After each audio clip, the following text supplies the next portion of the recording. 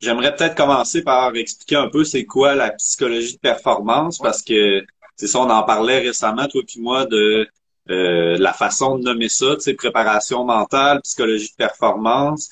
En fait, on peut regrouper ça un peu dans le même dans la même catégorie, là. C'est peu importe comment on appelle ça, c'est d'optimiser la performance en travaillant au niveau de l'aspect mental, tout ce qui est pensée, émotion, cognitif au niveau de l'attention, de la concentration, au niveau de la fixation d'objectifs aussi. Donc, tout ça, faire en sorte que la personne qui va travailler avec moi va être capable de d'atteindre ses objectifs, puis de se fixer des objectifs qui sont élevés aussi. Fait que ok, donc voilà, c'est ça la préparation mentale. On prépare l'athlète, on prépare la personne ok, pour une performance, pour un événement, pour n'importe ouais, quoi. Puis en ce moment, c'est ça, la section comprend du contenu spécifique pour certains sports, mais de la préparation mentale, c'est vraiment utile pour n'importe qui. Fait qu'éventuellement, ça se pourrait que tu parlais tantôt du contenu pour les travailleurs, mhm, du contenu peut-être pour les artistes éventuellement. Donc, ça se pourrait. C'est en fait toute personne qui a à offrir une performance. Là, travailleurs, musiciens en font partie et beaucoup plus aussi là. Fait que dans les sports individuels, ben, on a course à pied, course à obstacles, course en sentier euh, et escalade, oui. Sport d'équipe, on a hockey. Ouais. Fait que c'est ça. Bref, dans le moment présent. Puis, tu sais, moi, ce que j'aime dire, c'est ça. Perform Plus, l'application, c'est un projet d'une vie, d'une certaine manière. Fait que là, il y a ça. Ça veut pas dire que ça va être ça jusqu'à la fin des temps. C'est qu'on ajoute, tu sais, c'est toi qui gères la section. Puis, dès qu'on est capable Ouais. de mettre du contenu, on en met. Ben c'est ça, peu importe le sport, les outils vont rester semblables, mais c'est de les appliquer de façon spécifique. Mhm. Puis le meilleur exemple avec ça, c'est un exercice de visualisation qui se retrouve dans le package au niveau de la confiance en soi, si on peut dire. Puis ça va être deux exercices complètement différents pour le hockey versus pour l'escalade. Il va y avoir des images différentes à se faire dans sa tête. Fait Mhm. que donc voilà, ouais, OK. du beau contenu, je pense.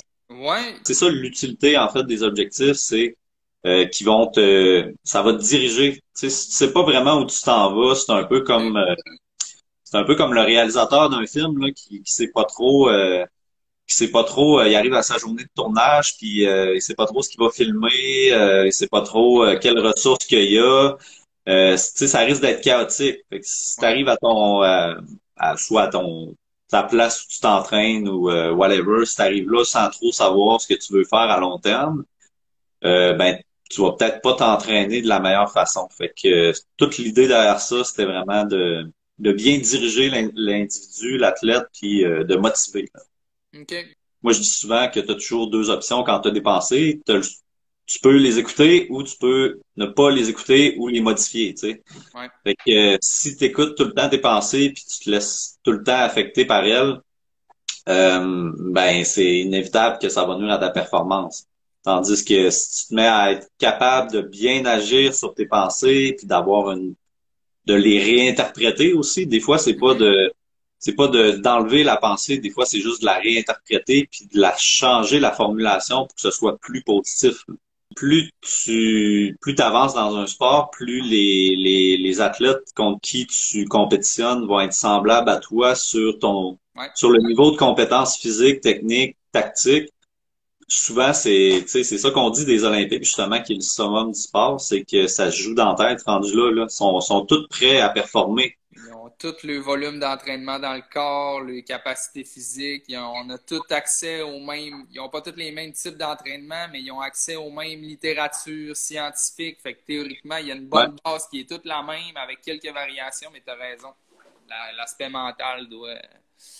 Je pense que tu le dis pour tout le contenu qui est sur Perform Plus, ça remplace pas la rencontre avec un professionnel. En effet. Mais justement, pour environ la moitié du prix, pour ce qui est en tout cas de nous au niveau des coachs en psychologie du sport, préparateurs mental, tu sais, tu as du contenu qui va rester, que tu vas pouvoir utiliser pour le temps que tu veux, pour le reste de tes jours si tu veux. Fait que je pense que c'est un bon début, une belle initiation aussi à cette Mhm. sais, si tu sais pas à quoi t'attendre d'une rencontre avec un coach en psychologie sportive, ben, c'est une belle manière de voir, tu sais, c'est quoi qu'on va travailler. Est-ce que j'ai besoin de travailler ça? Parce qu'en même temps, il y a beaucoup d'exercices qui visent à prendre conscience de ton état mental, de tes pensées, de tout ça. Fait que je pense que c'est une belle initiation. Puis donc c'est vraiment pas cher. Puis je pense que ce serait peut-être important de spécifier, tu sais, si les gens ils se rendent à la fin, ils veulent peut-être acheter un contenu, mais là, ils aimeraient peut-être avoir plus d'infos avant. Ben là, on vient d'en donner. Ce vidéo-là est très informatif, mais